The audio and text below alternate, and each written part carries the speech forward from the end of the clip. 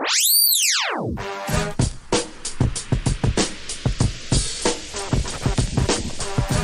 time for the shop report with Barbershop J.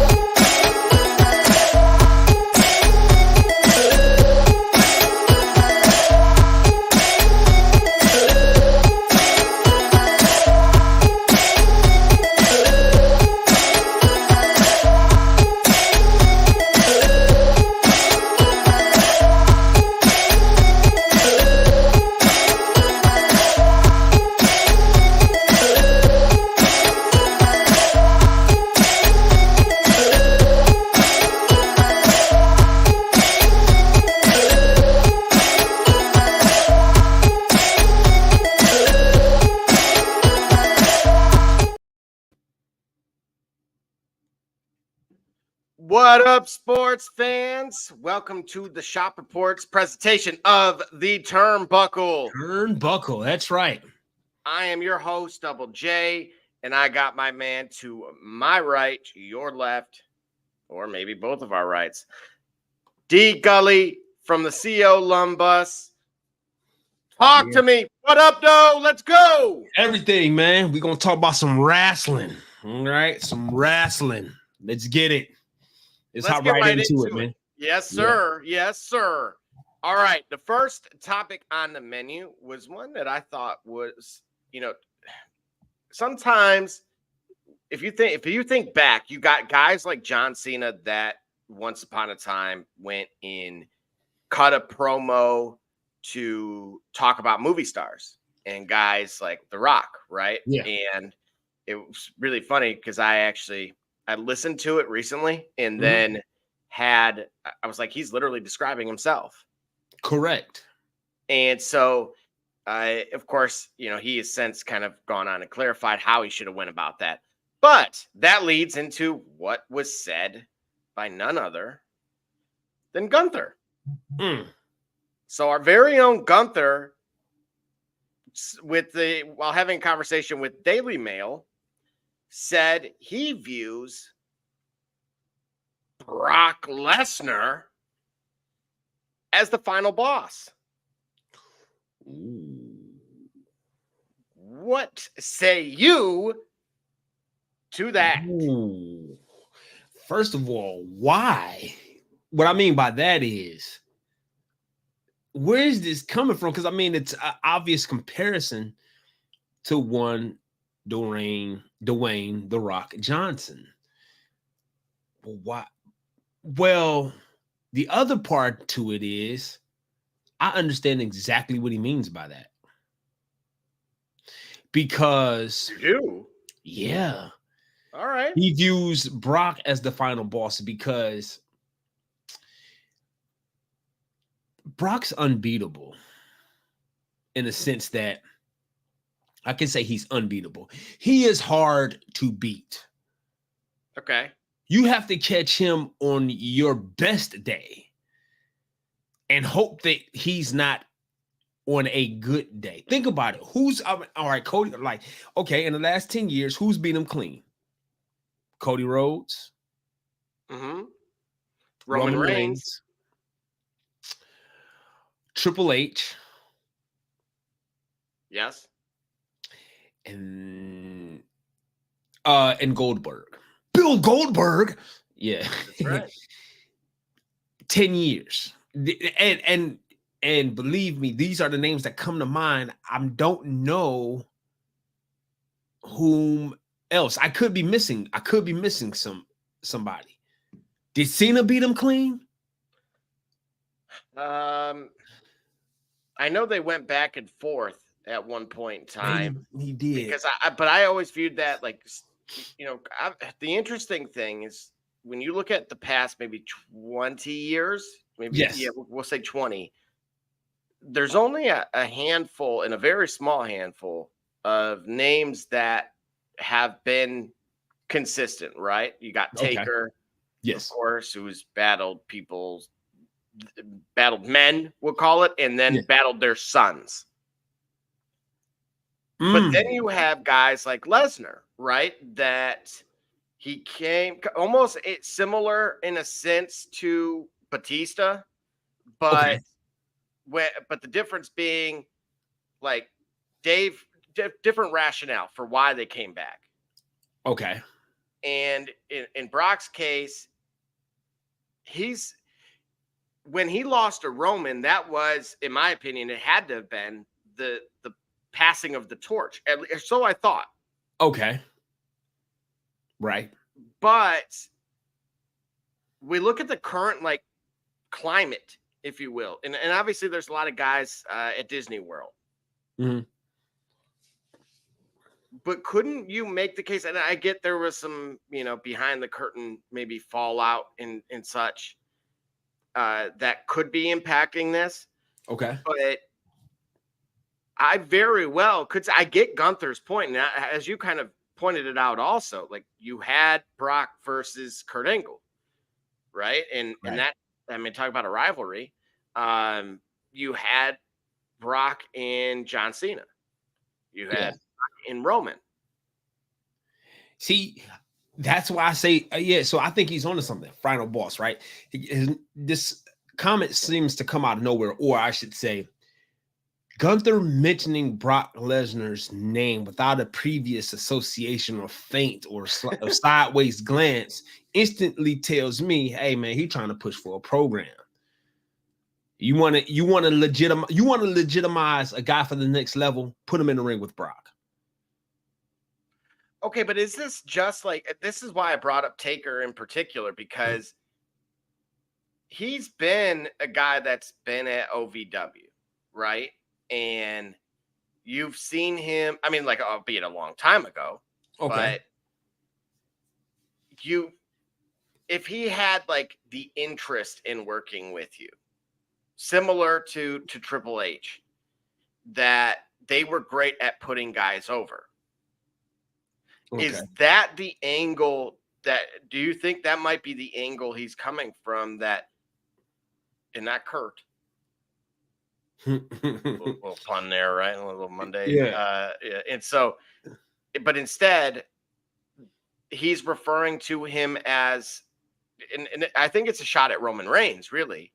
The more I'm chewing on this, the more I think, okay, the way that at both of them, really, because one has literally self-proclaimed, made him his handle final boss. The other, it should have been based on what we mentioned, which is this relay race of holding the arm up the way that The Rock did at one point. The Rock's done this twice. Okay, if you remember, he held up, I want to say, was it John Cena's hand? Yeah. And I got to go way back now, but okay. It's about 2013. Yeah.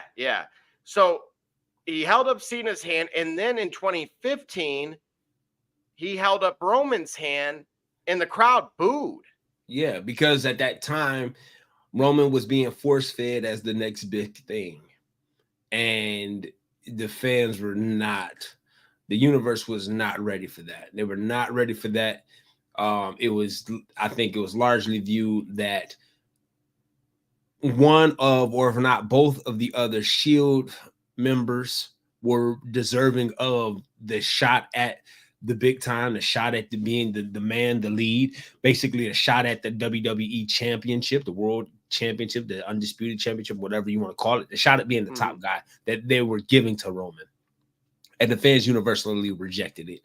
The Rock being a universal, being the people's champ and being a guy who can always get a pop and always can get over no matter what position you put him in, to a credit of the way he's built and preserved and protected his character and his persona.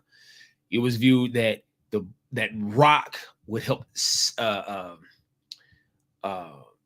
temper the resentment. It didn't. It only amplified it, because now it reeked of nepotism, and so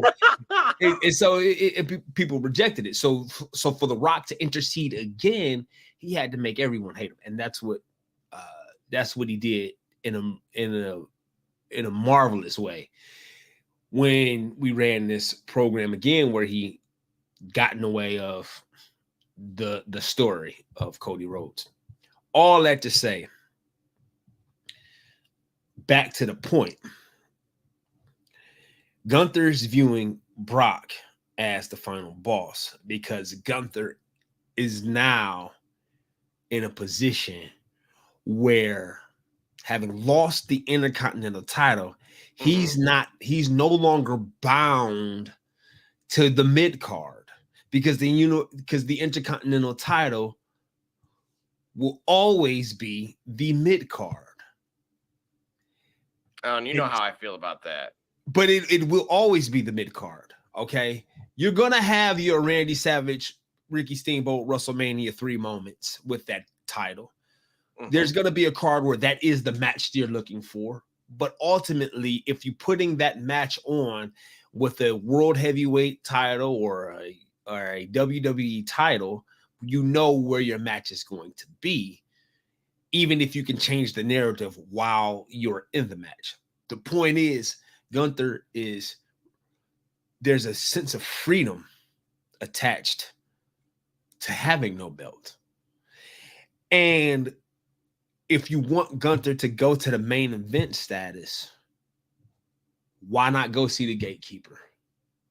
And that's who Brock is. But so you help me figure this out, because if that's true, that's not making me a fan of Gunther, and I don't even like the dude, man. I told you. Saying, like, I actually dig this. Like, I gotta go watch. Like, I gotta get to understanding the mystique that is Gunther. To me, it's mystique because I don't get it, but I'm starting to dig it, even when I have to explain it. Because I think I have a logical train of thought here that I think our fans can understand where I'm going here, even if they agree or disagree. And hopefully, you're starting to figure out the appeal. Yeah, I'm starting to figure it out. There's a purity element to this, and this is why I'm going to ask you. I brought up the guy who calls himself the final boss. Yes. I brought up the guy who has beaten Gunther's final boss. Okay. And I ask you, which of the three, being Rock, Roman, and Brock, who is Gunther? Is anybody else catching strays? Who's he trying to actually call out here? He's calling out Brock because I believe, like I said, because he's calling out Brock because that's the one who's accessible first. Meaning that if I get Brock is the one that's preoccupied, that's not preoccupied. Okay. Mm-hmm. The Rock has decisions to make on where in which he wants to position himself in the universe of the WWE in the ring. Roman has got to figure out what he needs to do with the bloodline. But each of those guys are main eventers. And if I need to elevate myself as a main eventer, I don't need to be in a cave or in a forest where no one can hear me. Brock ain't got nothing to do right now. And I think if Brock craves a challenge and Brock takes exception to being called out, which he does, Brock is the perfect name to call out if I want to prove myself as a main eventer and I want to prove myself to a guy who's going to give me the time of day, who's got the time. You know what I mean? Is this Gunther's legend killer moment? Nah, it won't be a legend killer because he's not going to listen. I don't care. It's going to take Brock to become a grandfather before he puts himself in a position to be squashed. It's not going to happen. He's not going to be squashed. He's going to be beaten for sure. I mean, Cody Rhodes beat him clean. Who would have thought that? But he's not going to ever be squashed. but the way in which you challenge Brock and the story that you tell inside the ring with Brock will tell those who pull the strings, those who make the calls, whether this guy is ready for the big time or not. It is a unbelievably blatant. It was already in our face, and I didn't see it, but it's a magnificent move on Gunther's part to call out a guy like Brock, one whom I would actually love to see the match. I told you we sat like mere weeks ago in a very similar position on this guy.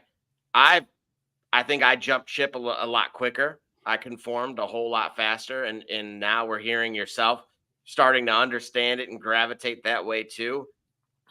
I think if that shot was like in a Van Helsing type style or a Blade type style that hit all three, hit one of the three, I'm all for it. I think it's brilliant.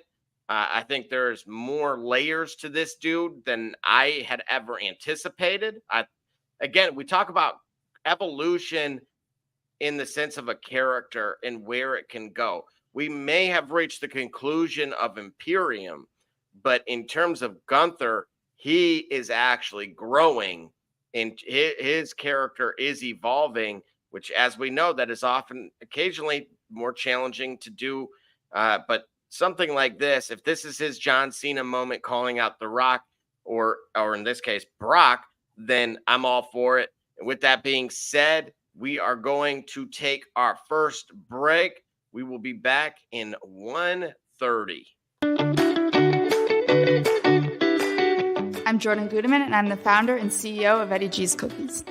I was first diagnosed with a nut allergy when I was young. At the time, there weren't a lot of labeled items that said if there may contain nuts or there are nuts in the food, so my brother and sister and I baked a lot at home, and we enjoyed treats from mixes and things like that, but I noticed that it was not the same as what my friends were enjoying, and I started making up my own recipes. When it was time to pick a career, I decided to start a bakery so I could share my treats with everybody else. When I started creating my recipe, I was taking in all the things that I thought I was missing out on. A soft, chewy center, a crisp outside crust, and a taste that is just like it came out of the oven at a bakery. When I put all those things together, I had come up with a recipe for a dream cookie. Eddie G's Cookies only uses the finest ingredients. We have all natural flavorings, no preservatives, and every cookie is made in a nut-free environment. The best part about Eddie G's Cookies is that they can be delivered right to your door. You can share them or not. We won't tell.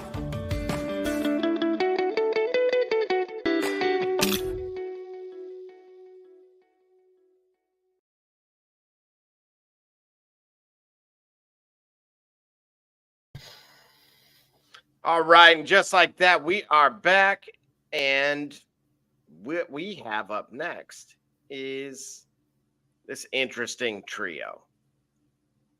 Yet again. Do you see my face, people?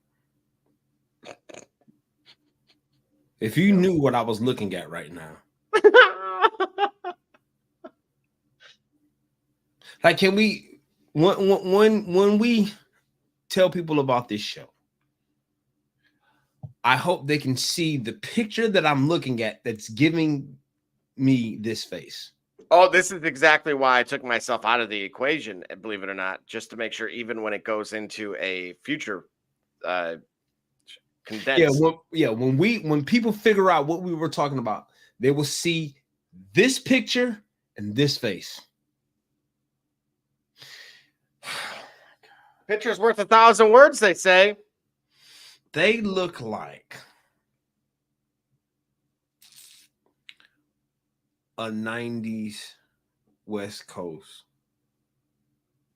R&B group. Oh, that's what they look like. That's what they look like.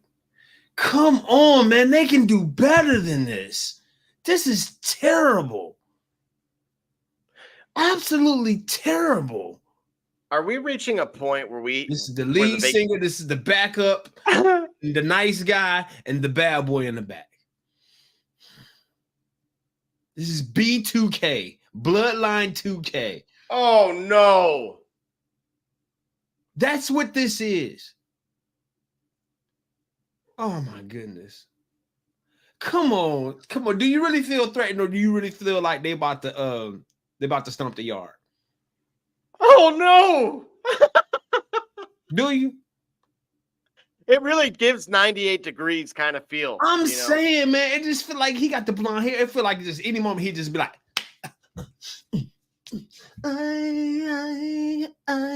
I'm telling you, man, that's what it looks like. This is not the bloodline. What is this? Is this like the bloodline, but like the Jets and the Sharks? I'm so Bloodline disappointed. the musical. Man, this is oh my goodness. This is after school special. This is Saved by the Bell, Saved by the Bloodline. Oh no. Wait a minute. What was the name of the band? Zack Attack. This looks like the band that challenged Zack Attack at the Bayside Talent Show, Bayside Regional Talent Show. Oh. This is terrible. Absolutely terrible. What is going on here? I question. Oh, here we go. Look at what you. Yeah. I'm so ready for Roman Reigns to come back and just dismantle all of them. Oh my God, they're making me a bigger fan of him, and I'm not a big fan of him in his moveset. Oh my! This is why I was asking you: is it time to cut the vacation short? If they doing stuff like this, yes. Vacation been up. I mean, they should have been Friday. They should have had. Look, this gives merit to Jinder Mahal and his crew. Where is 3MB? Oh my God. Where's 3MB? There was a missed opportunity here. We just didn't know it. What is this? What is this, man? You gotta get look. Even Veer Mahan could have been in this at this point. Look at my man over his left shoulder. You got Camacho, and then the other. It was giving me Jinder Mahal vibes, by the way. They're better. What I'm saying is, they are better than this. They should be better than this. Man, absolutely. Right, Roman Reigns better come out to the max. Exactly. Hey, and you know what? With Barbershop Jay's his sound effect. Or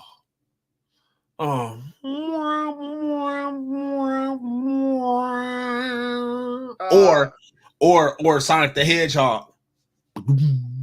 Right. What is this? What is this?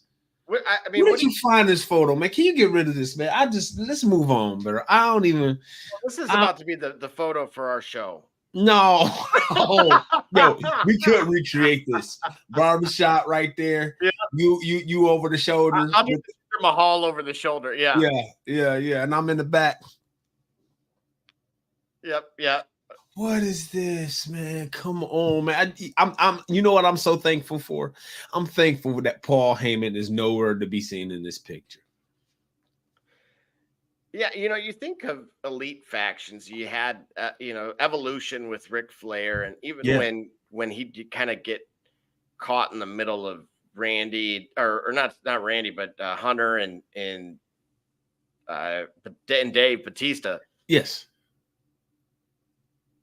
He never looked like this. You know what I mean? Like, it just never. What do we do with Solo Sikoa? Like, this is so terrible. So terrible. This is so. Wrestling cannot avoid certain levels of cheese. There are certain levels of cheese that are just unavoidable if you're watching professional wrestling. This is not one of them. This is a mistake that did not have to be made. Man, They might man. They might as well just all put them in singles competition, man. And just forget it, bro. Fair enough. And I agree. Something must be done. This must be stopped. You got it, man. Oh gosh. I bet they think it's fine when the girls stop by for the summer. Yes, Mrs. Alva. Yes. Oh, gee. He does seem like his name's Mitch. Which one? Solo. Oh man, no, man. Oh, this is terrible. He looks like a manager of like a cheesecake factory. What is this? This is so boy This is what band happened when you vibe. complain to the manager, and there's your waiter in the bus boy. Yeah. And you complaining to the man, right? That's all they do. That's how tough they are. They rough. Oh yeah, now you want to talk. All right, I got the manager for you. Now let's see boy, oh boy, they are better than this. They deserve more than this. We've got to, kill them with kindness. We're gonna put you in production, creative control gully. Okay, we've reached the stage, potentially the point of no return with this group. But save them. Get an Uso over there immediately. Like Friday. That's the point. Where is he? Well, we're gonna get to that. We brought this up last week, didn't we? About why was WrestleMania Yeet versus No Yeet? Why did it have such significant bloodline implications? Why did they show up during the main event? Team Yeet versus Team No Yeet. Why did they show up during the bloodline event? Well, at least in the case of the bloodline member showing up to preserve the bloodline member, right? We understood. Yep. Okay. And then he's not a part of this. Like this is what I don't understand. Because the other part that I'm missing is, where did his disinterest in remaining with the bloodline spring up from? He was there protecting it as much as Solo was. Right, and he kind of just got like brushed aside. He went and formed his whole I'm trying to think, like he kind of Johnny Gilled him a little bit, didn't Johnny Gill did better than this. Okay, because Johnny Gill could sing. All right. This here is, oh my goodness. This is terrible. This is a travesty. Like, get this off my screen, man. Let's move on. This is the album of the year, all right? This is the album of the. Don't let Kendrick see this. Oh no. Now Drake probably not like us. Right. Drake. That's that right there. There you go. You put that. Dude, I'm telling you right now, if you're Roman Reigns, just shots fired right there. Just this image, they not like us. Yep. ... Now, And here's the thing, right? Okay. So perhaps then Jey Uso, right? Jimmy Uso, part of the bloodline, right? Correct. Yeah. Oh yeah. Perhaps Jimmy and Roman are saying, hey, you guys, this is not what the bloodline does. This is not what the bloodline had built itself up to be. You guys are not continuing, so you're not maintaining the presence and the importance and the establishment of what the bloodline is. You guys are not doing that. Roman and Jimmy, we're going to show you. And then you have the bloodline civil war.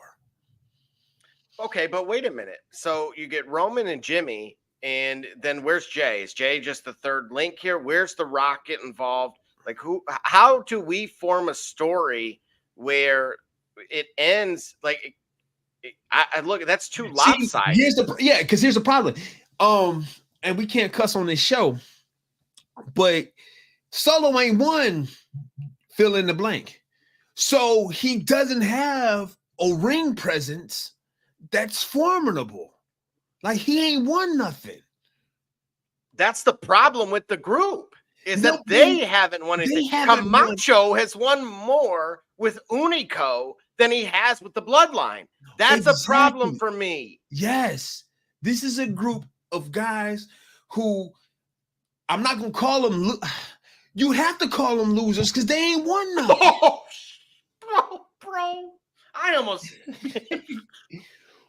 And I don't want to do it. You know I don't want to do it because I believe, listen, this is not how you keep the bloodline going for 3 years. You make it the preeminent faction in WWE. You make it one of the elite factions in WWE history, if not in wrestling history.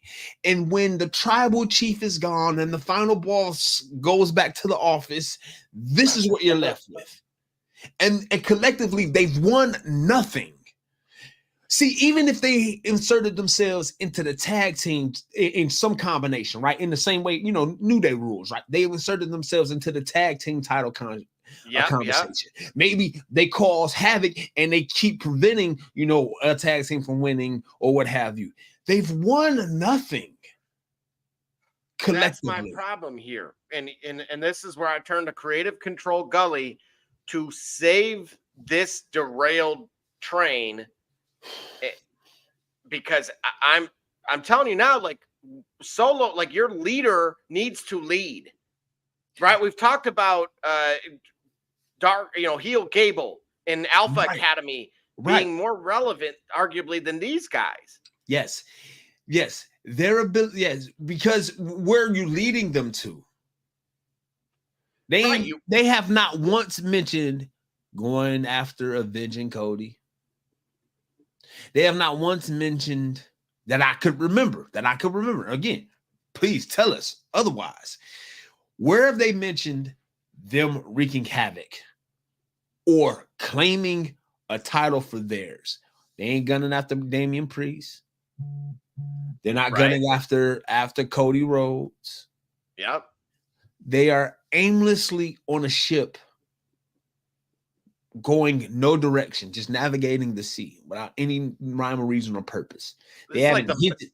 But even the Vikings, at least, were they may have been floating aimlessly, but when they landed, you knew it. Exactly. So it doesn't have any direction. So where do I give them direction? See, I would just as soon break them up before I continue this travesty of a story. Because these guys, dude, like the other two. Think about it. Even with the bloodline, right? What was the bloodline?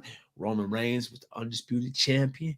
The Usos had tag. Yeah, they were. Hey, when that intro dropped, and you had Roman and the Usos both holding up belts. At one point, you had Paul Heyman holding up a belt. I'm totally with you on this, that something has to happen and quickly. Are we on a collision course? Tonight is going to tell us a lot, and that actually leads into... The bloodline is bleeding out, bro. It is, and this is where it gets interesting, right? We're going to have these two matchups, one of which is this evening and has yet to take place, which is, of course, Jay... or the Yeeter, who we did get some clarification. Whoa. The what? The Firefly guy. Thankfully, we did get clarification that JoJo, of course, Bray's wife, did green light him using it and loved seeing the fans adopting it with him. Okay. But... so I like the respect there, that because again it came off the way I said it at first. So here's what we got tonight. We got Gunther and Jay. On Friday we'll have Randy and Tama, which leads to this list of possibilities of a final at Crown Jewel, who do you got? Who would you like to see in the final, and what do you believe will ultimately be the final?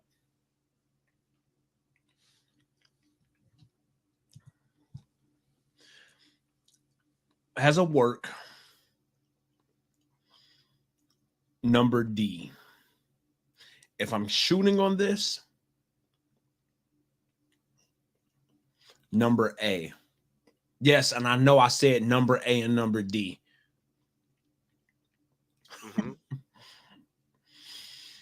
Has a work.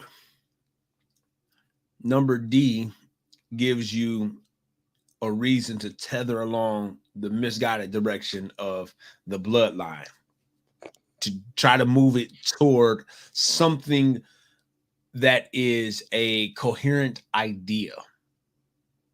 D does that. Okay. A right. as a shoot, because a man in the King of the Ring tournament is calling out another superstar whom he believes is the final boss. Well, what better way to tune that up than to get the legend killer in the ring with you and see if you got some go, see if you have the gas to be able to go. And assuming you do, then you're ready for Brock. So that's why I would pick A. It's interesting, the choices that you mentioned, because those are the two most logical. That I think this is a head versus heart thing. Our head absolutely wants to see Gunther advance. And as you pointed out, especially with those comments that were made, him going against Randy would be, a brilliant move. To my knowledge, they've never squared off against each other, and it be, as we talked about originally on like one of the earliest shows that we ever had, what King of the Ring could and would do for Gunther. I don't think. And imagine having that right, and imagine having that match, a King of the Ring match, with a proven main eventer. That's what. Yes.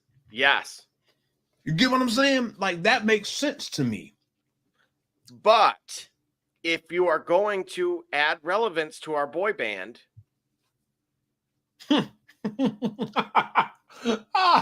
he just said it just straight up, to add relevance to our boy band. Then it would have to include B or D. It can't include B, because if B beats the bloodline, whatever iteration this is, it trashes it, because that means they ain't won, and we can't cuss on this show. But you know what I want to say? That means seriously, they ain't won. Okay, they ain't won. All right. Can we? I can't.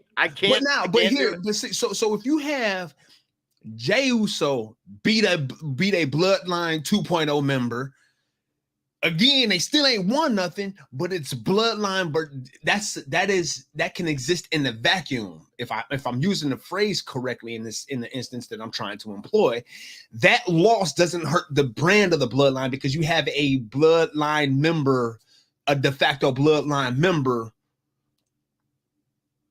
challenging the importance, or challenging the sanity, if you will, of having a bloodline. See, Jay is the safest person to lose to if you're a bloodline member, to preserve the integrity of what the bloodline stands for, because he can recruit, can save, can create a narrative, a bloodline specific narrative that makes it important. If Jay is the guy that beats bloodline member. Okay, so then this does nothing in terms of credibility for, like, you're not getting an honorable mention if you're Tama Tonga here going to the final. You can't list that on your your WWE resume. Made it to King of Ring finals, but lost. Like, so if he advances, I mean, beating Randy Orton, great, right? No different, same rules apply, no different than Gunther. But if he makes it to the final and loses in either case to B or D. If he makes it to the final, he's got to lose to D. He got to lose to can't, Uso. dude. You just said it. No.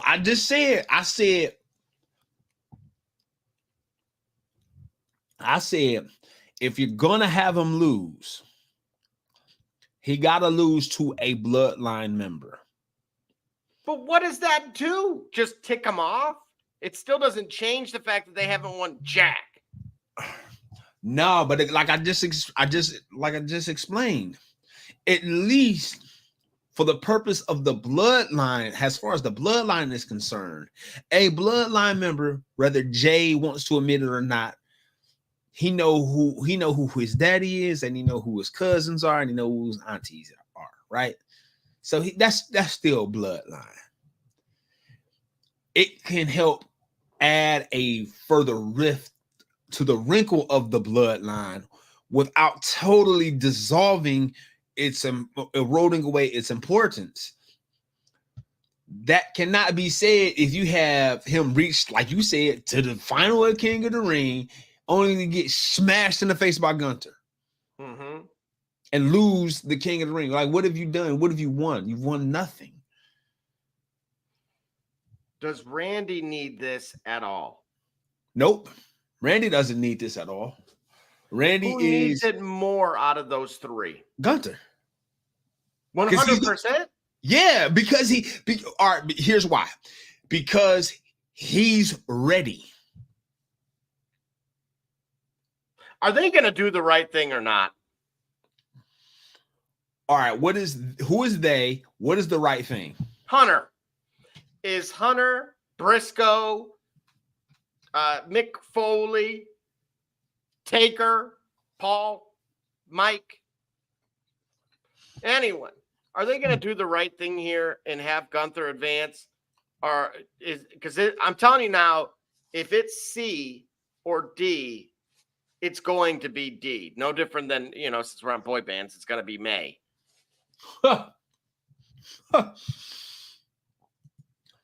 Yeah. If they're going to do the right thing, if you're going to remove that Intercontinental title from his waist at WrestleMania, and if he's going to look that good dropping that title, it is for the purpose of elevating him, preparing him, and elevating him somewhere else. So that's why I believe in A, without trying to foreshadow and put on my GM cap. I should say with trying to put on my GM cap and what have you. I think A would be this would make the most sense, and actually this would make the most money. I do too. I don't disagree with you one bit. I think that is like I said, it's the head versus the heart here. No, wait, where's your heart at in this? Well, believe it or not, I just kind of realized they're both in the same place. All right. Yeah. Nobody else is ready for a main event and then for a sustained program. Nobody else is ready for that. Well, I think the Yeet needs for this storyline to have any kind of to try to advance. You got to kick it off with the two of them. Okay. And the craziest part is, like you said, Gunther's ready. Like, yes, this dude is really ready. Like, yes. It is his time to put him over. And I think Randy's, as you stated, Randy's a perfect match to do so. Yes, Randy. Right. I mean, the guys they're tall, they're lean, they're slender. So that means there's nothing in either guy's move set. Well, Gunther being being as tall as he is, there's nothing much in his move set that we can't see Randy Orton performing. A RKO out of nowhere. I definitely see it coming. I certainly see it coming. And with Gunther's moveset, I see him being able to work with him, work with Orton, and I think there would be some excellent storytelling there. The other two superstars, they ain't prepared yet. I don't disagree with you. Like I said, to be determined, starting before we conclude this show tonight. Yep. And so with that being said, we're going to head into our second break here. Okay. We'll be back in a minute 5. It's Kate Cunningham, you watching the Shop Report. I'm Homie Diallo, and you watching the Shop Report. My name's Chris Murray, and you're watching the Shop Report. Oh, you're Jay Knob, you're watching the Shop Report. Max McKee, you're dropping in on the Shop Report. Barbershop Jay, Quentin Hines, Super Bowl champion. I'm ready. Let's do it. I'm on. Hi, I'm Mars Edwards from Mercury Stadium, and you're watching the Shock Report. Hey, I'm Billy Butler, and thank you for watching the Shop Report. Hey guys, I'm Les Norman, former Kansas City Royal, and you're watching the Shop Report. Commander Brown, Detroit Rivers Mountain Training, and I'm watching the Shop Report. Hey, this is Doug Flynn of the New York Mets. Well, a few other teams, of course, too. And you're watching the Shop Report. I'm Matt Ramos, and you're watching the Shop Report. How you doing? I'm Rajay Davis, and you're watching the Shop Report. How you doing? This is Nelson Figueroa, former Major League pitcher with a lot of teams. You're about to listen to the Shop Report.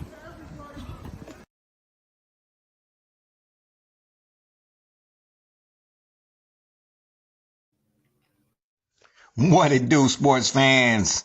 It's your man BSJ from the Shop Report. And guess what? The shop is now open for business, baby.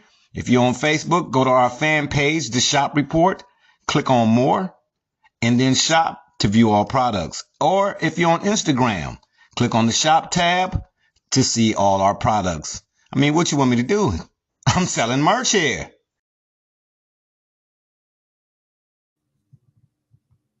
All right. And just like that, we are back. As you heard the man himself say, new merch has dropped with this beautiful logo behind me. The Turnbuckle's first rendition is now live. Get yourself a mug, a tumbler, a bucket cap, or a hoodie. You'll see me wearing one here very soon. And then, of course, if you want to see your comments posted live and pinned to the top, we do have the subscription option available currently on the Facebook and Instagram side. It's $1. Quit begging. Yeah. Speaking of begging. Yeah. Yeah. Come hear from us.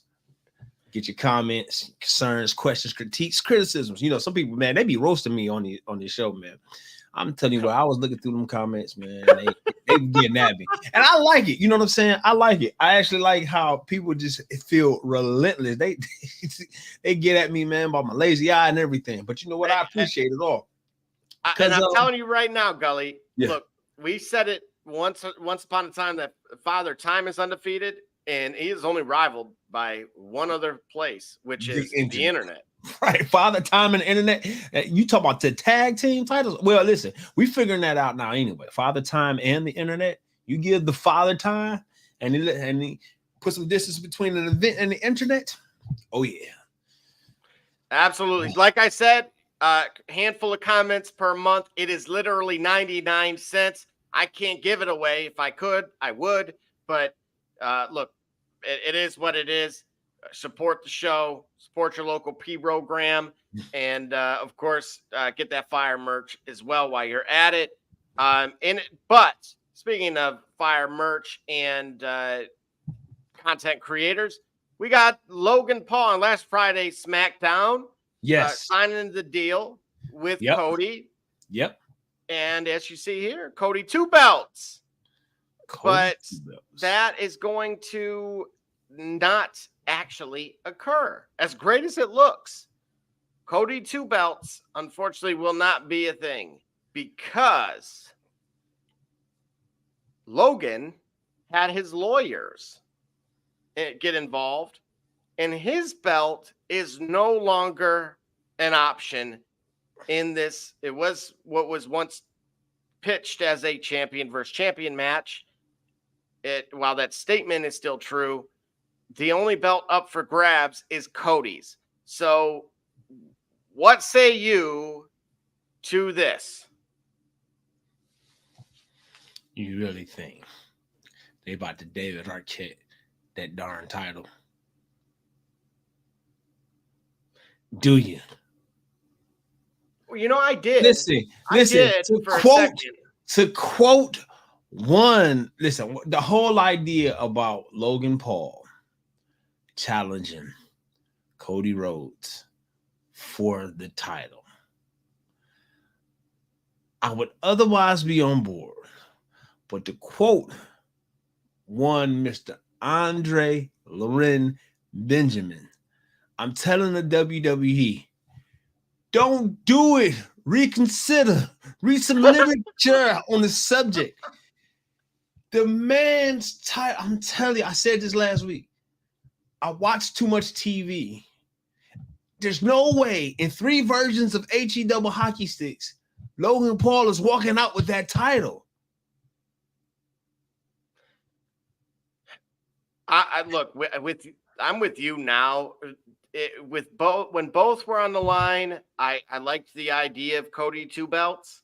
Yeah, but without it, I mean, we've said, has it really made the rest of the competition kind of mundane or like just garbage, I guess, for lack of a term.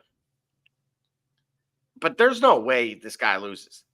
There's no way, right? Like if there was that sliver of doubt, which I pitched, right? Yeah. I pitched that this dude could shock the world, but that was with both. And like you said, David Arquette it,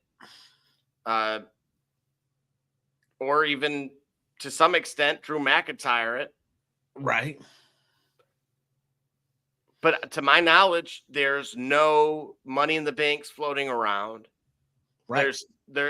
And then he's a part-time, he's not if we call him a PTPer, it is not a prime time, it is a part-time player. You talking about Logan Paul? Logan. So you can't possibly have him being the face of the franchise because he's not at the level of Gunther's final boss of Brock. Right. And certainly not at the level of Roman, love him or hate him. Right. And so what is really the point of even doing this? Is it to appease the Saudi fan base who who loves Logan I would Paul? imagine. Is there something I don't know? That's the only thing. I would imagine that might be it. I'm saying for Logan Paul to get to this, to get this close to Ultimate Championship glory in WWE, it's just too soon. It's not believable. Like I say, man, you can't kill Jack Bauer in episode 4. I know he just renewed his contract for 3 more seasons. He's not going to die in episode 4. Okay. Well, this is giving Star Wars a new hope here. Man, I'm hopeless. I don't understand this one. I don't know where we go from here. Again, yes, Logan loses by pinfall, submission, you name it. And then who knows? Again, we've seen wait a minute. Oh, yeah, I guess he has finally fought AJ Styles. I don't know where we go by the time we get to SummerSlam. Do you have a prediction for Cody in SummerSlam and someone? Maybe Roman is back by then. But you said that he would have to deal with, with Yeet and friends and versus LFO or. Yeah, man, I don't like the booking of Cody Rhodes as champion, man. I don't.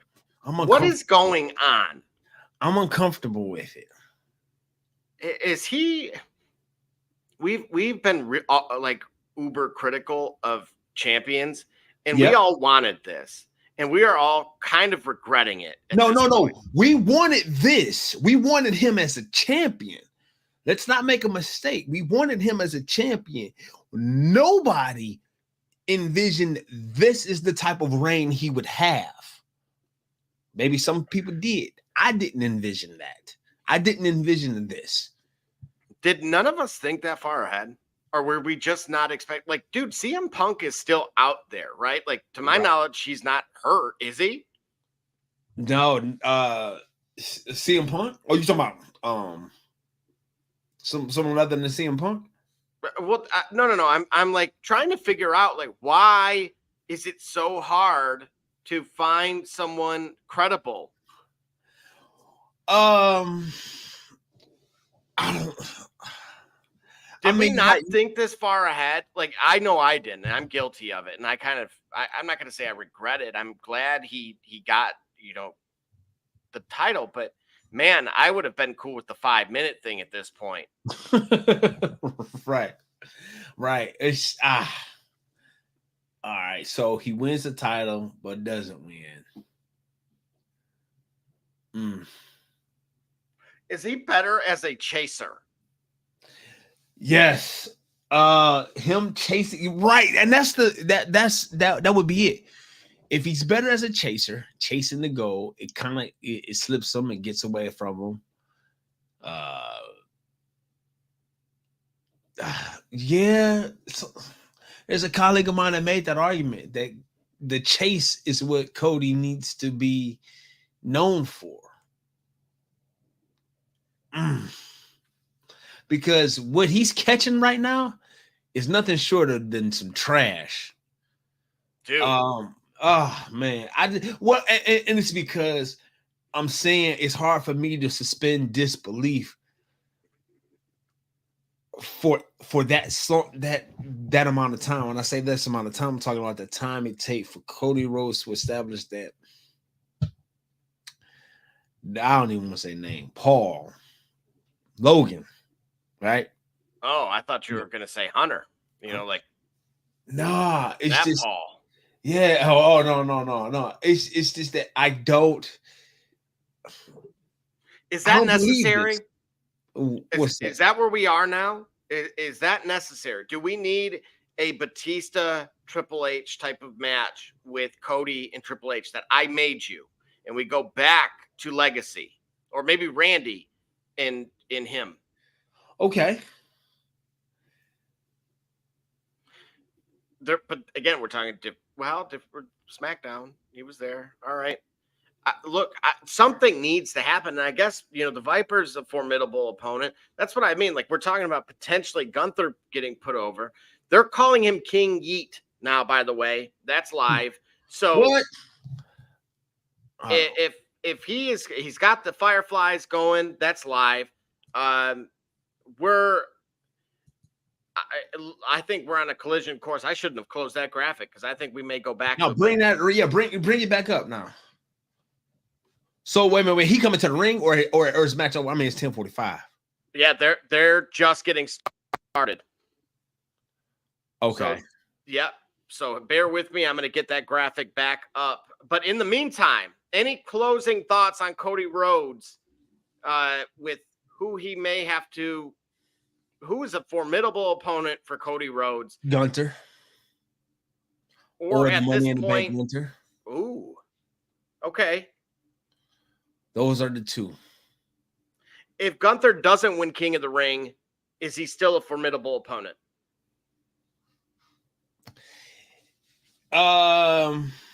If Gunther doesn't win King of the Ring, is he still a formidable opponent? Yeah, it'd be a waste of time to not have him win King of the Ring. It'd be a waste of momentum. Did he really have momentum, though? Because remember, he's coming off of the loss of the championship, right? Yeah. Well, and that's what I mean. Like, that's what I'm saying. But see, remember, as I said earlier, that was liberating. That detaches him from that. Again, that detaches him from having to do mid-card activities with mid-card matches.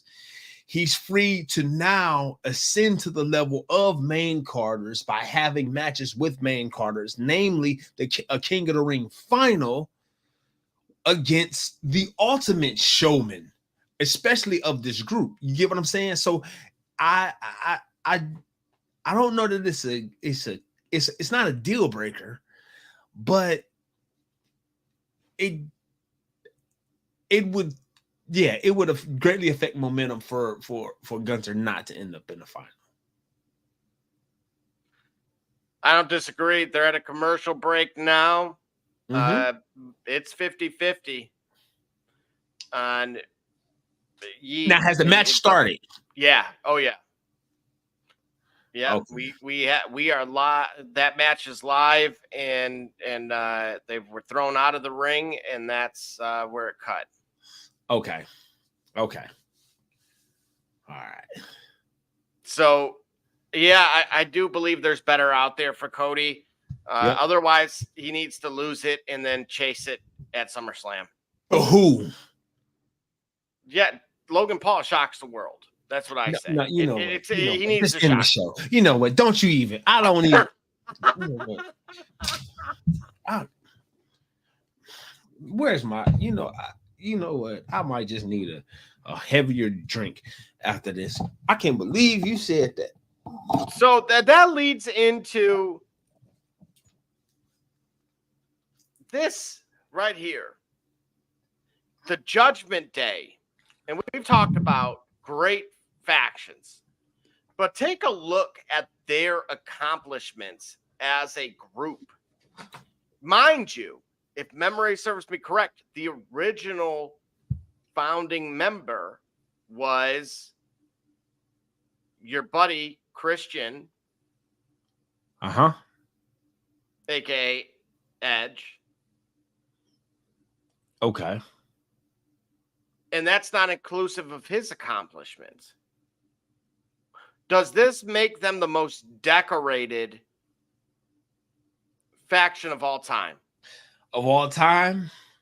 Probably, but I want to be careful about that all the time, because we look at the situation, the circumstances, the what, the where, and the when, and the why titles were created.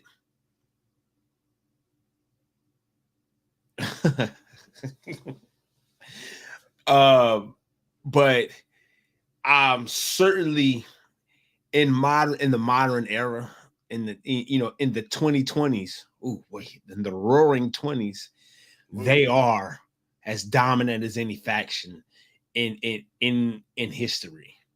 They are I think they can be spoken of with seriousness of them being a great faction. So my question to you then becomes, why does it seem like they are, like we've talked about quite a few times, the possibility of them going a different direction as a group? But how can you when they've done this? Easy. I mean, dude, we just talked about a group that has none of those, right? None. Talking about the bloodline? Yes, the 2.0 rendition. The Bayside bloodline? Oh my gosh. I mean, let's be real. You see that picture? Come on, man. You listen, bring that graphic back up. If you don't mind, sir. No. Oh, this one? No. Who? Oh, I didn't know you meant that one. Yeah. I thought you wanted me to burn it. Yeah, bring that back up. Hey, you asked for it. Oh, I'm so glad this is happening.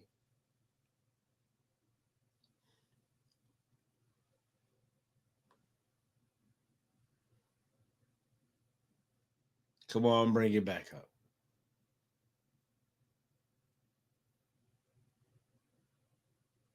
There it is. All right. All right. And here we go.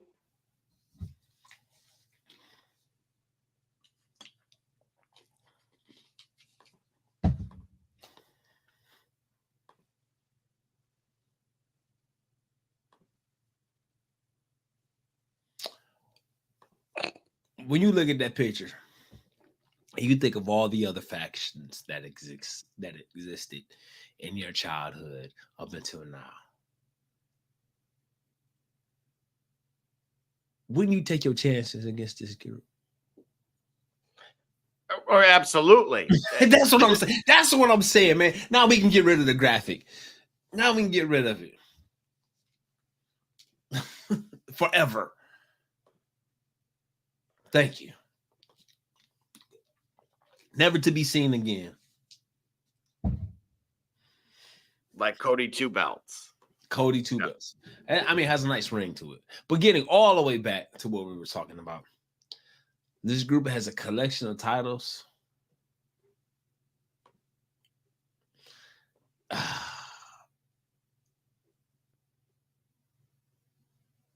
Yeah, this group here. And then let's keep it. Let's remember, like the picture shows us. Oh no, he cashed it in already. Never mind.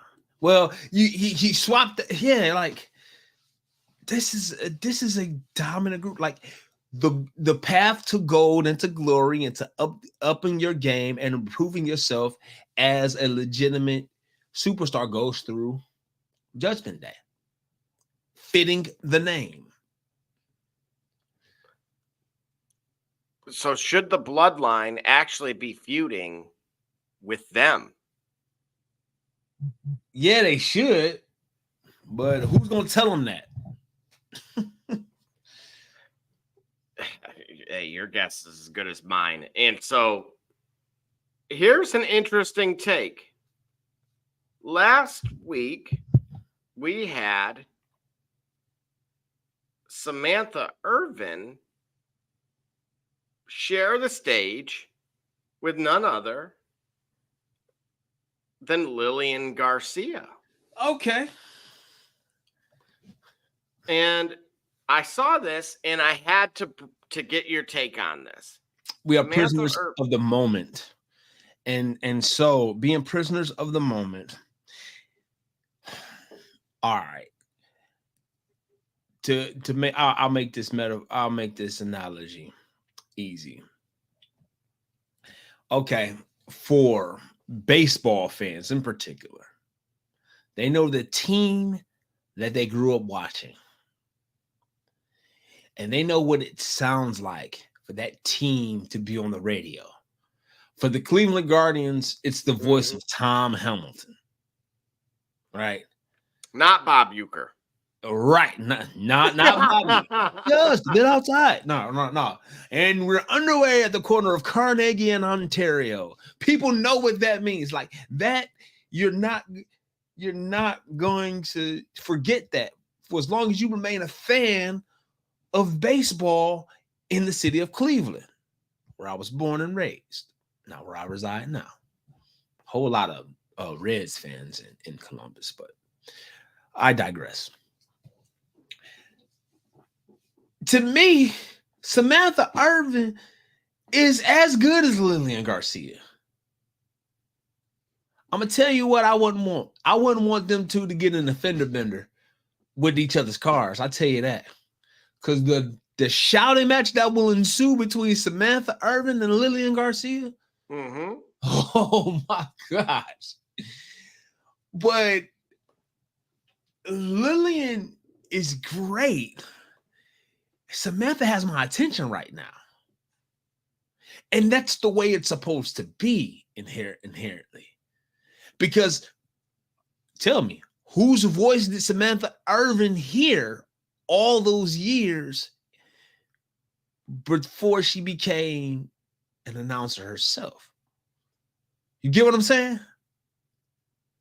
Absolutely. This is foundational. This is foundational stepping stone. Like this isn't Samantha Irvin don't hold a candle to Lillian Garcia, and this isn't Lillian Garcia don't hold a candle to Samantha Irvin. Samantha Irvin is the one right now, and her calling these matches, her bringing out, listen, her announcing Paul Heyman before Paul Heyman presents us the tribal chief. Tell me when we get Lillian Garcia doing that. It was built off her foundation. You follow what I'm saying? Is this just being trapped in nostalgia? It certainly is. It certainly is.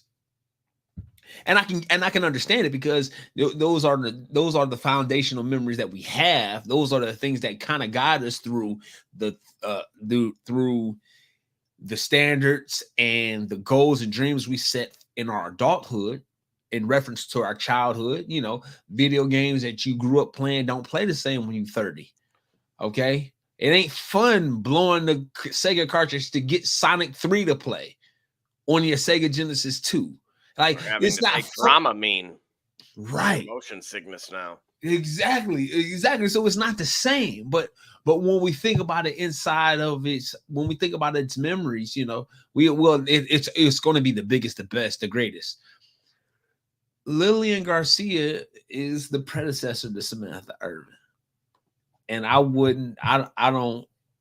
don't need to compare, because I know I hear Samantha Irvin right now, and I enjoy her genuine enthusiasm and importance in announcing each superstar when they come to the ring and the entire like she's got my attention for sure, Samantha Irvin, and that's the way it's supposed to be. I don't disagree. I think they're both great. I remember myself kind of a little, I had mixed feelings at first, but certainly have grown on the Samantha Irvin. Obviously what she did when Cody won, I thought was brilliant. Right. They used to be heard, but not really seen. She's elevated that position. Exactly. And she did it, and it's because, think about it. I mean, let's give credit where credit is due. This graphic exists for a compelling reason. It's because we do remember Lillian Garcia. Like, you know what I'm saying? We do remember Lillian Garcia. We remember that, and we remember her, and so it would make sense for one to have a conflict between, man, I remember Lillian Garcia announcing, and I know Samantha Irvin.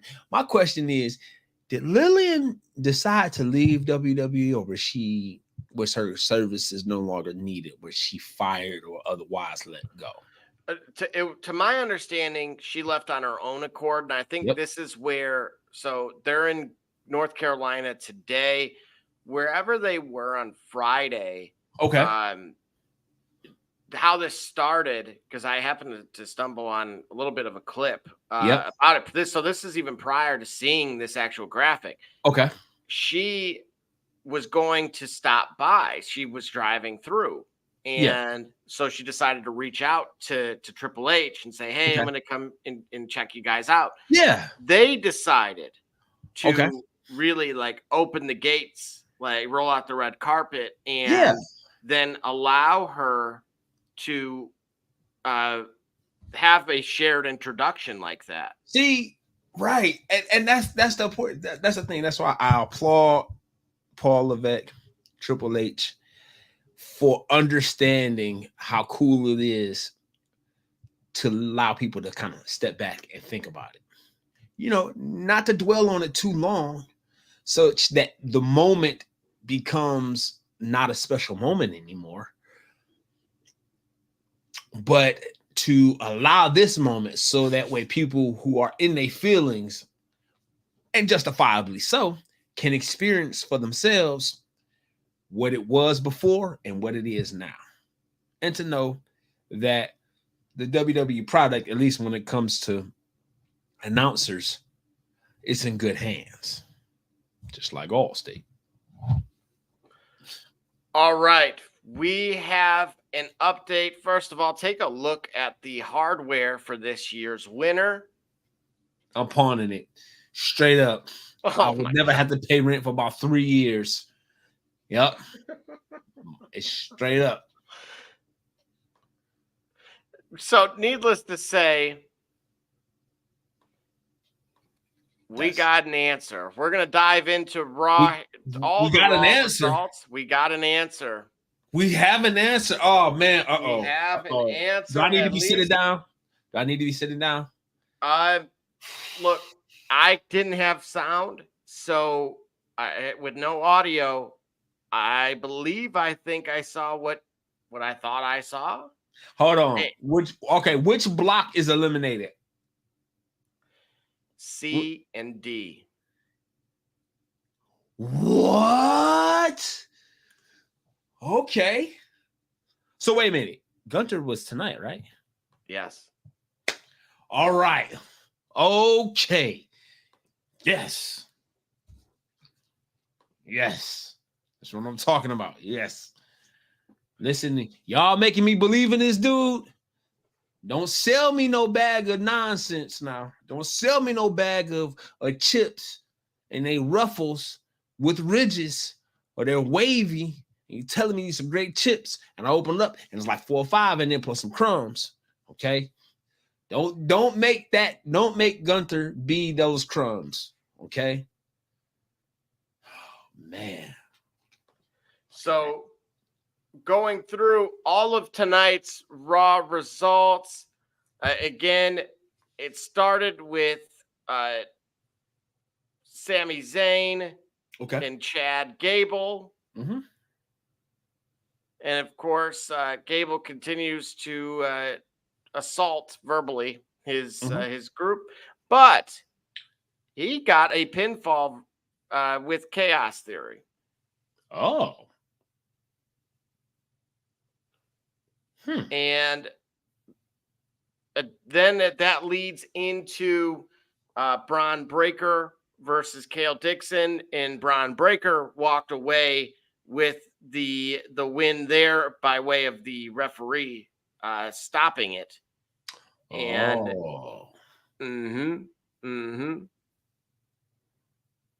and he assaulted. I mean, he was hitting him in the back of the head with a chair. Whoa. Chair shots. Never fun. Always authentic. Never fun. Now, we talked about the women's side quite a bit as well. And I told you the semifinals for the Queen of the Ring on the Raw side was Io Sky and Lyra. Right. As hoped, because I thought for sure Gunther was going to lose today. So I said, do the right thing. Prove to me that it's a new era. And they have. Lyra did win by pinfall. And so she is in the finals of Queen of the Ring.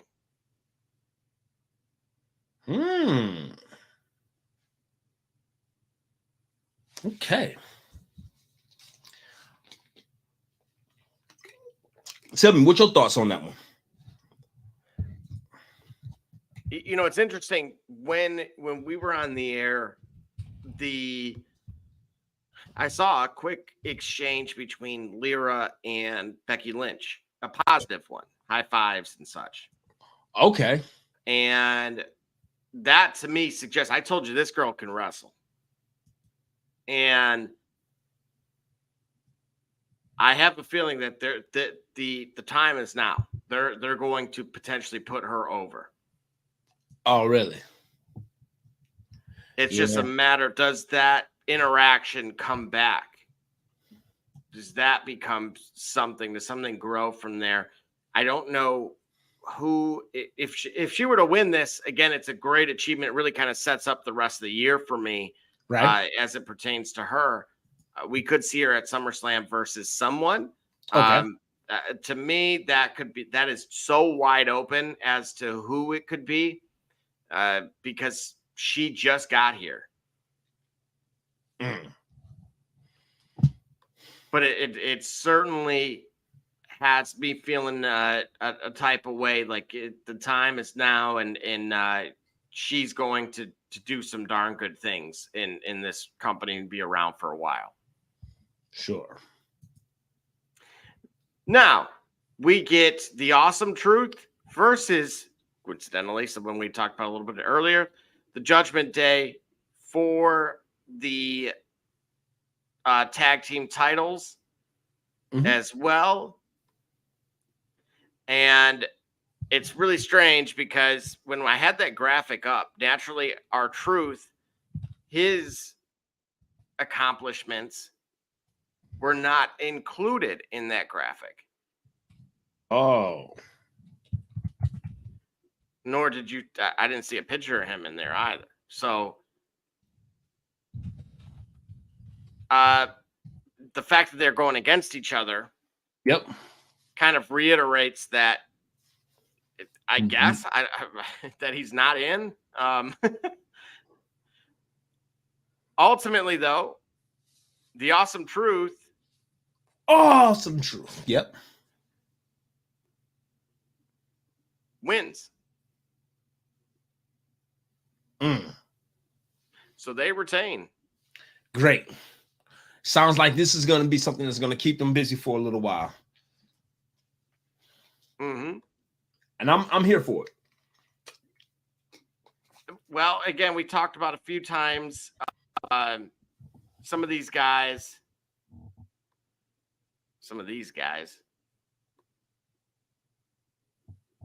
going to potentially end up against the Awesome Truth, maybe. Yeah. You put this group. Well, they got to do something. Why did you do this? Well, I don't want to see them. So here's the thing. I mentioned Becky Lynch. Playing games with my heart. Playing games with my heart. Playing games. I'm saying, bro, like they're about to break down. Just flagged for audio. I'm telling you, man, they just look like they're gonna just break into a 5-step choreographed dance. I got some moves I can show them to. Thank you, man. Thank you for getting that off the screen. I appreciate it. See, you playing, man. You playing. So I mentioned Becky Lynch congratulating Lyra. The very next interaction was Liv Morgan, who also congratulated her with an elbow. All right. With an elbow. So, but everyone's on Liv Morgan's revenge tour, right? So pretty much, yeah. Even the new girl. No one is. It's kind of like an RKO from Randy Orton. Like anyone can get it. Anyone can get it at any time.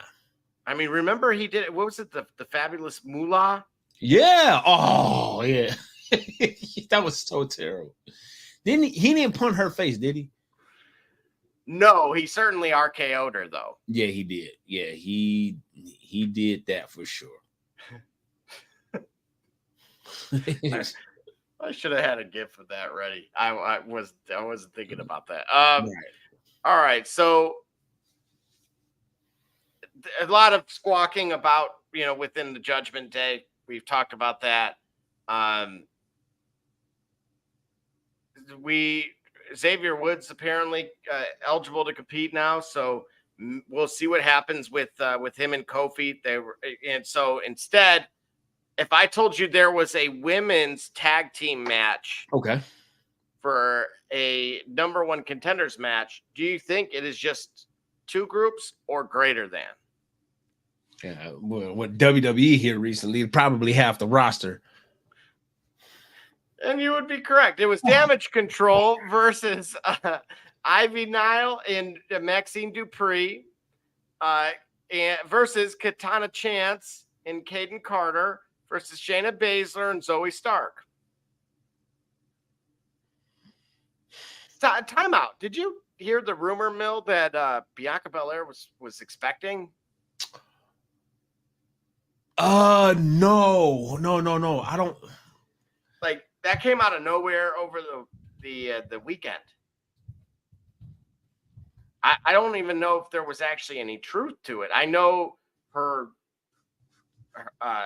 colleague / actual partner was kind of having a field day with it, but I don't know if there was actually any truth to it or not. Yeah, no, it seems like there's no truth to that. Okay. It was just in fact a rumor. So back to our women's, because they of course aren't a part of that particular match for obvious reasons. Right. But the winners were Shayna Baszler and Zoe Stark by pinfall. Yep. And they took it out on poor Maxine Dupree. And they are your number one contenders. Which leads to Kaiser cutting a promo, and he calls Sheamus a keyboard warrior.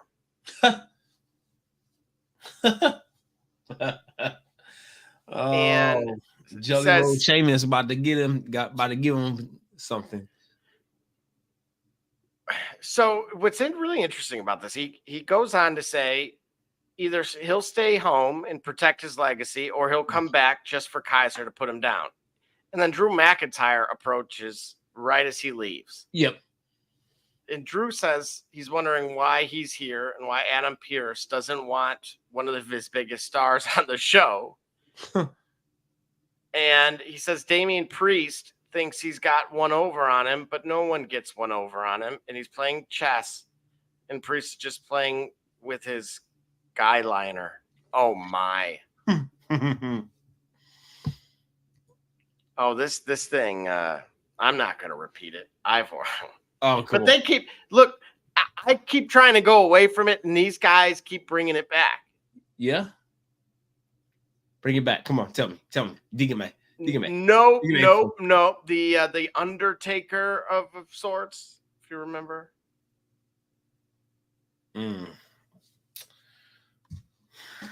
Keep trying to bring it back. Yeah, so that leads, of course, into our main event, which is Gunther versus main event, or he was calling him King Geet. No, he wasn't. Nobody said that. They didn't say that, really. I am telling you King right now. What? King Yeet. See, that's why I want him to lose. That's why, you know what? That's why I'm almost fully on the board with Gunther now. I'm on Gunner to win everything. So this is where, Uso had hit him with a, Samoan drop.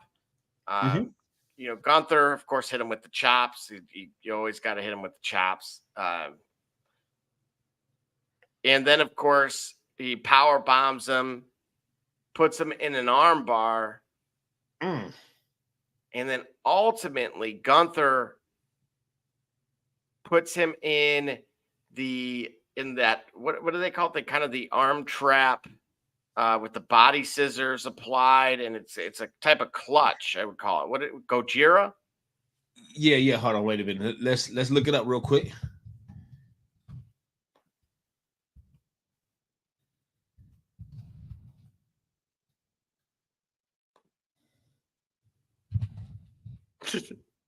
I'm looking it up now. Yeah, no, of course.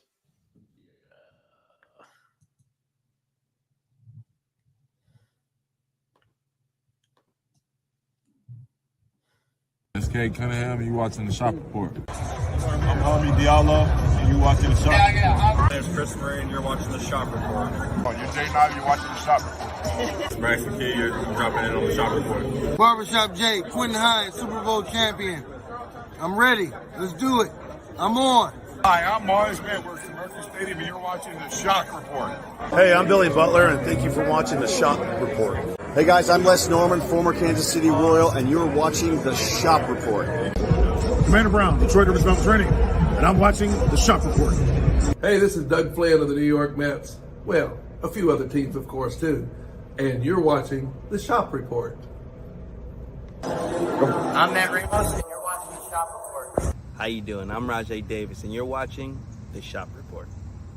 How you doing? This is Nelson Figueroa, former Major League pitcher with a lot of teams. You're about to listen to the Shop Report.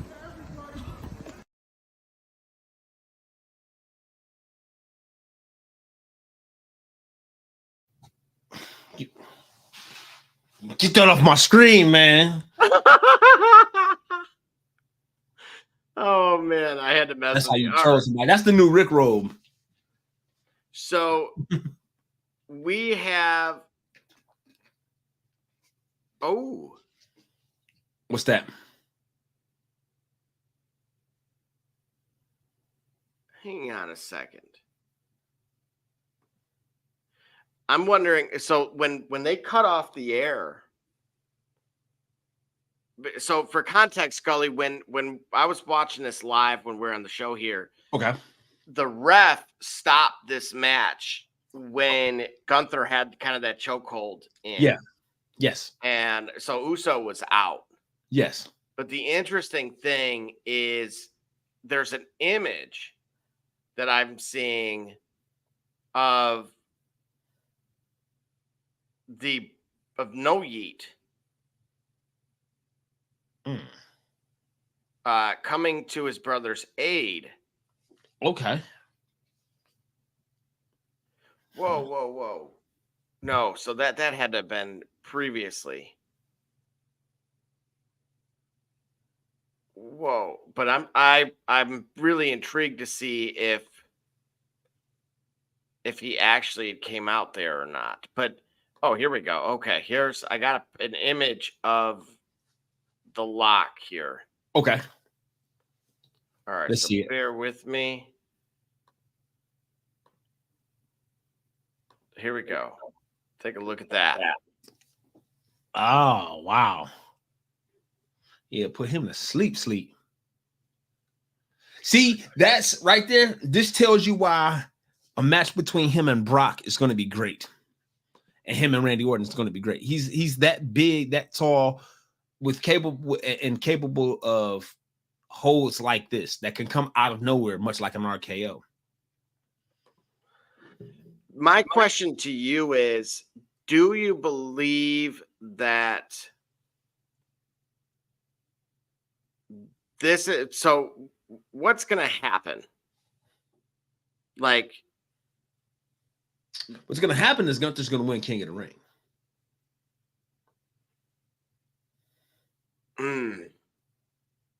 You sound sure of that. Yes, I am. Now, I want to make sure it is purely not off the Kool-Aid here of the program, that you've given this some serious thought, like on your own. Yeah, absolutely on my own. Yeah.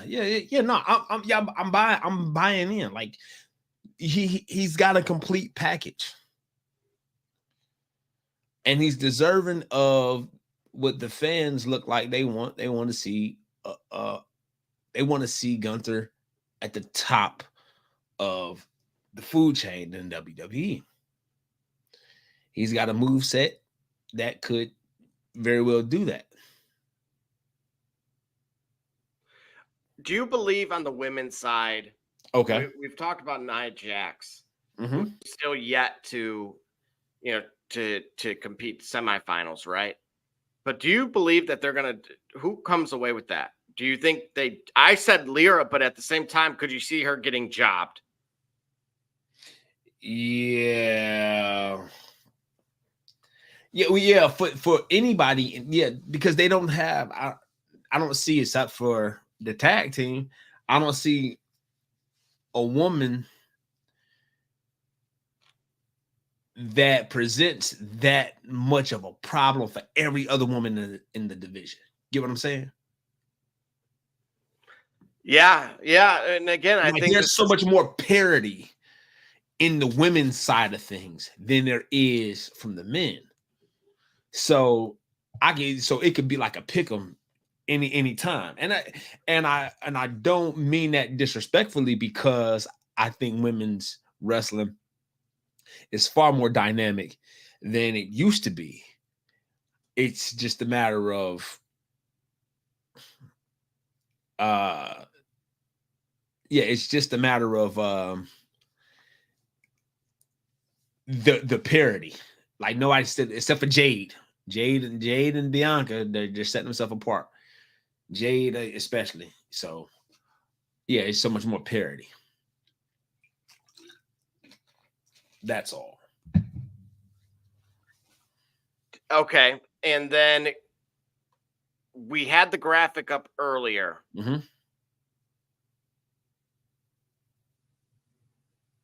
Gunther versus Randy sounds like a sure thing now. Yes. You're thrilled about that. I'm saying I'm against it. Now I'm not changing my tune on this. Wondering,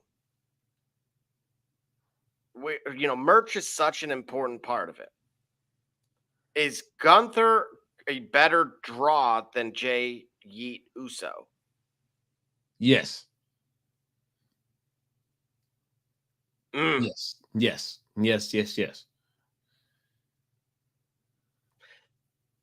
He falls short again. Who? Jay. So main event Jay, who's Yeah, always coming in second.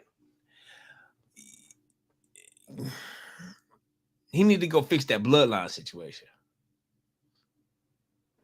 But you said it yourself about him as a singles competitor and needing to potentially get over at some point. And I believe, look, those Fireflies were out there, right? Yes, they were. I can't make that part of it up. We know Yes, the they fans are going to do what they want, and they weren't in France, right? Like correct.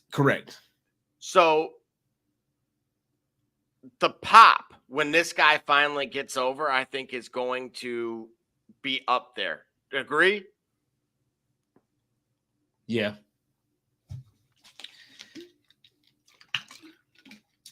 I do. I hate to see him lose.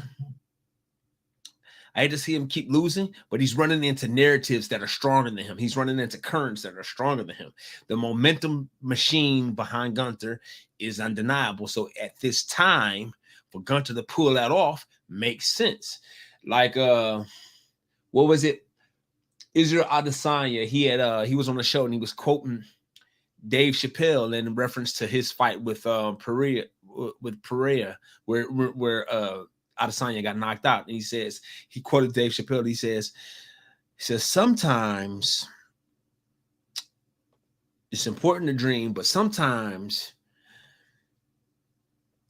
to paraphrase,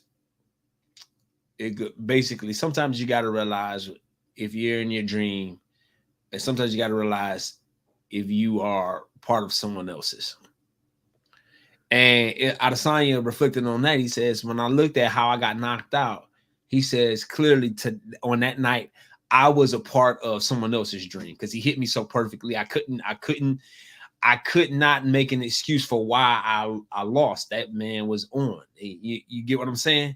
So by that same token, by that same logic, applying that same logic, Gunther's momentum is moving towards this. And so anybody who comes up, any up and comer, anyone who has yet to achieve that level of greatness, that level of that upper echelon, if you're in Gunner's way, it's gonna be an L.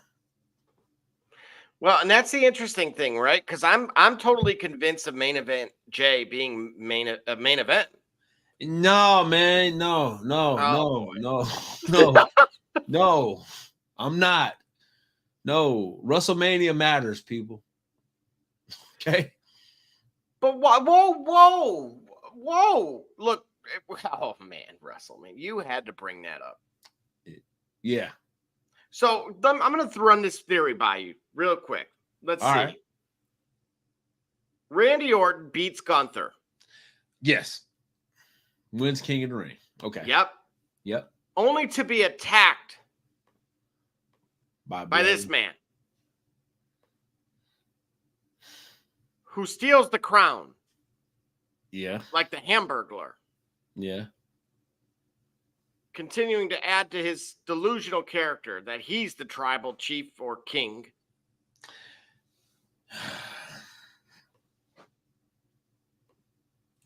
Yeah. But he ain't win nothing, man. But is this the avenue, right? That if Heavy is the head that wears the crown, if he goes and steals it. Yeah. Because now wait a minute. Okay, this is real. Okay, we had it up earlier, right? With the options, we're assuming now that Tama Tonga loses. Yeah, we are. We're taking great liberties to assume that Tama loses. Yes, but if he gets in the final, if he somehow gets in the final, I think all the logic suggests that it should be Randy Orton, that he should get over on the legend killer type of persona and someone with that kind of credibility. Right. And Randy himself has grown up, matured, and started to embrace the role of helping some of these guys along the way that others did for him. Okay. For those that don't know, he had missed his first WrestleMania practice with Taker. His dad was there. Taker was there. 24-year-old Randy was not. And obviously it still happened, and in history kind of played out the way that it did. But he's taken that in stride, owned up to who he was and who he is now. And so I could easily see him doing something of that sort with Gunther. But for this Hamburglar boy band, they got to start winning something, man. Bottom line to it is they got to start winning something, becoming a threat. They got to seriously get in the way of people and their dreams and their aspirations. They have to do something, man. This group is a group of misfits.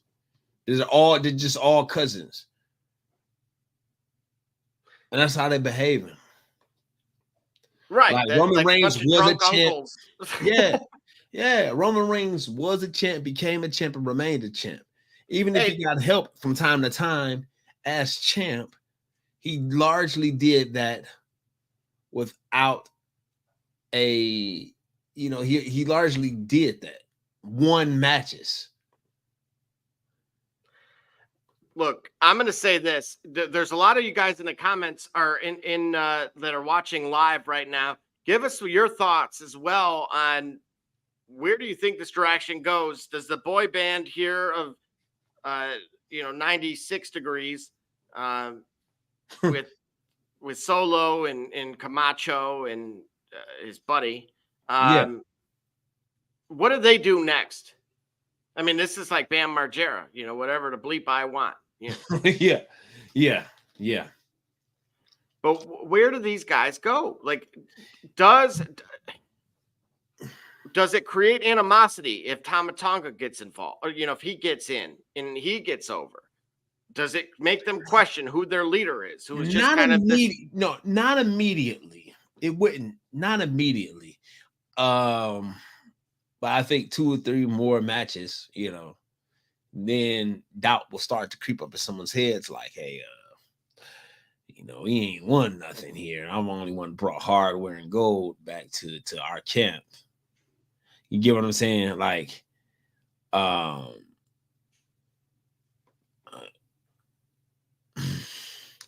man, you ain't about to force me into this, man. Listen, get these guys off of my screen. I'm not here for it. This bloodline 3.0 or 2.0, they have to have something of substance. And the opportunity is missed because Gunther is here. Look, what I love about this guy, I'm going to give you a quote here. I gave you one earlier. Yep. You tell me how you feel about this. This is by way of the Busted Open podcast on XM. Okay. It's about who's a better professional wrestler when that bell rings. All right. That's from Gunther.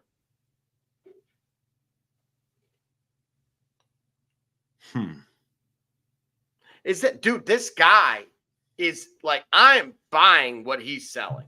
Gunther? Yes.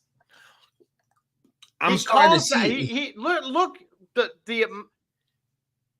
the cojones on this guy to call Brock Lesnar the final boss. Yeah. To then look to your point about WrestleMania matters. Yeah. And to stay that statement about who's a better professional wrestler. Heavy emphasis on this portion. And then he gets dude to tap. He didn't even tap. He was out. Yeah. Yeah. He's showcasing that he's a complete talent. And then you got these jackals. Yeah. I thought you were about to say something else, but all right.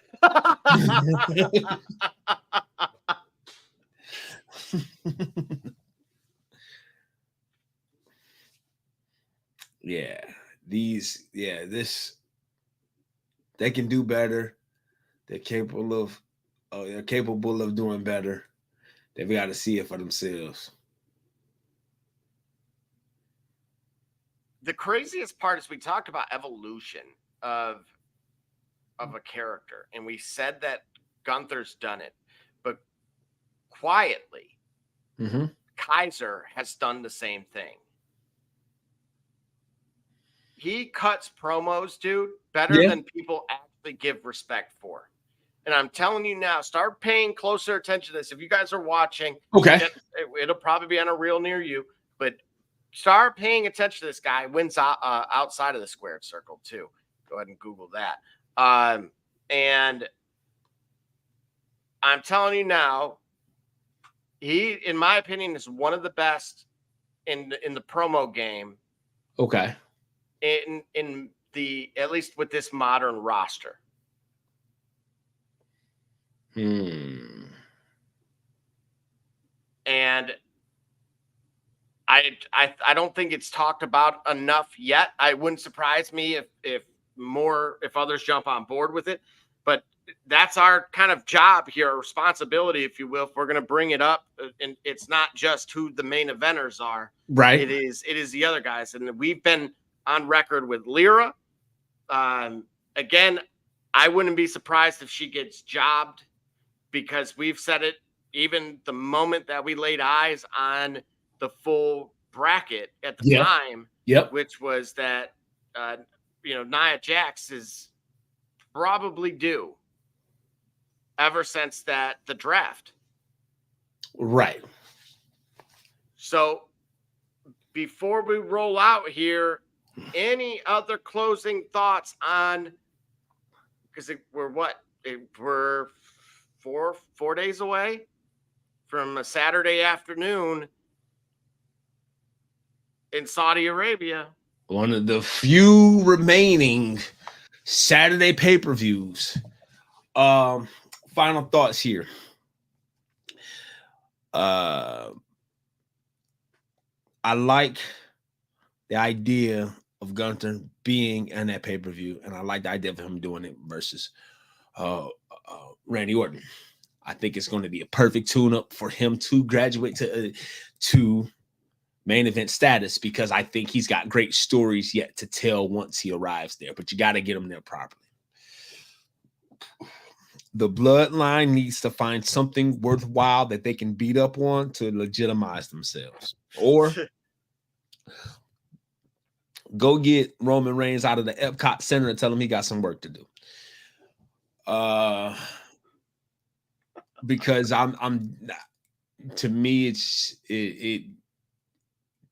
the idea of them, the idea of the bloodline's positioning right now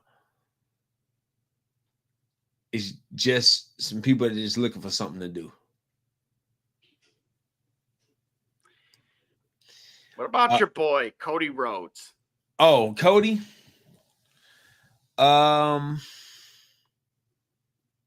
Cody's going to make great matches, but there's the build up, there's the building of a match, and then there's the match itself. Great quality matches can have horrible build up, and great build up matches can have horrible quality. I think he's approaching on the former, like not like he's having great matches, but the build for it is incongruent. They need to get that together. Maybe the whole purpose is to turn Gunther into Cody Rhodes' foil. I'm here for that. Ooh. As far as the women's division goes, I like a great deal of what I see. And I think if they pay attention to how the needle moves during a match, they'll figure out very quickly that they need to break up this tag team and send these women on collision courses to damage everything and to meet each other back at the top. That's what I told you from the time I saw her debut. That's what I said is going to happen. And I think it's going to work itself this way. Absolutely. I couldn't agree more. I'm going to ask you this final closing thought. All right. The crazy cousins, all of them not named Roman Reigns. Yeah. Jey Uso loses another big match. What do you do from here? Restate. Just like his 98 degrees cousins who haven't won bleep. Mm-hmm. Main event Jay, or we can't do the King title anymore because that's gone. Right. He loses another big match. He is yet to really win a big match. Getting him is one thing. But this is why I asked earlier about the pop if he gets over, and you said no, WrestleMania matters. But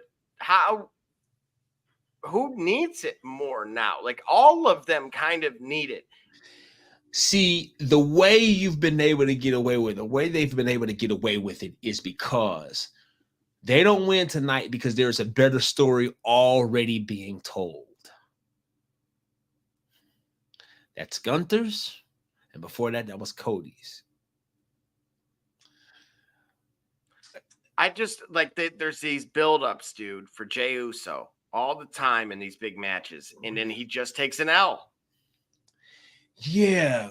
This sounds like we're talking about the Cody Rhodes story again. It does sound like you're talking about Dolph Ziggler. Uh-oh. Yeah, right? Nah, I think that I believe that if we're talking about it, if we're going to shoot on it, I'm telling you, man, a WrestleMania match left a lot of people, left something to be desired, left a great deal of something to be desired. And the idea of it is they believe in them enough to put them in matches to help put people over, but they believe in them enough to know how to get it right this time. And so that's why I think he may languish a bit before they set his course. They course correct. And they bring him into the singles competitor that they want him to be, that he's capable of being. It's just that right now, since he wasn't ready, somebody else is, and his name is Gunther.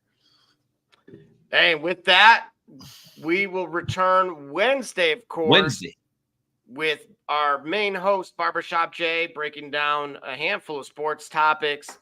Of course, with the logo behind me, the new merch has dropped. We got bucket hats now. With that logo, we have some hoodies as well as the new the coffee mug. So basically, we've got clothing and apparel to show your love for the shop, and looks good on you. You know what I mean? Yeah. Like they say, look good, you feel good, you feel good, you play good. You play good, you play good, you are good. You get what I mean? Absolutely. With that being said, we will return Wednesday at 8 on the PM side. PM side. Not the AM, but PM. And if you move further across the pond, it will be AM because it'd be like 1 a.m. But I digress. Go ahead, Double J. Let's let them let us go. And if you really want to know what's going on, come to the shop. Walk-ins always welcome. Peace. Holla.